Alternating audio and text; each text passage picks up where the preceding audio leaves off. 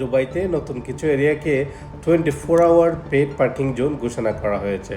আল খেল গেটের 365 and paid parking জোনটাকে এখন থেকে 24 আওয়ার্স পেড পার্কিং জোন ঘোষণা করা হচ্ছে। মানে হচ্ছে এখানে যদি আপনি গাড়ি পার্কিং করেন ওই জোনের ভিতরে, তাহলে ইভেন কি সানডেতেও আপনাকে মানে রোববারেও যদি আপনি গাড়ি পার্কিং করেন তাহলে আপনাকে কী করতে হবে, যে পার্কিংয়ের ফি আদায় করতে হবে ওভার দ্য 24 আওয়ার্স, মানে ঠিক যে কোনো সময় দিনে হোক কিংবা রাতে হোক। নর্মালিতে যে 10টার পরে পার্কিং ফ্রি থাকে ওই এরিয়াতে সেটা থাকবে না। সো আপনারা যারা কার পার্কিং করবেন এটি খেয়াল রাখবেন।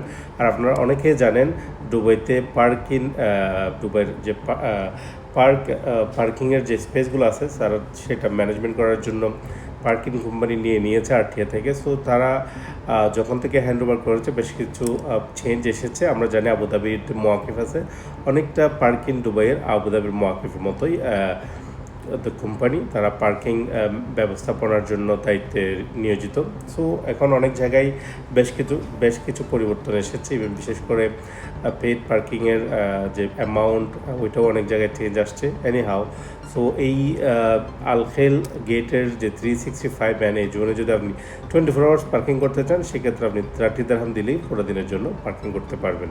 আর সেটা যদি আপনি ভেঙে করতে চান সেটা অলরেডি আপনারা জানেন হয়তো।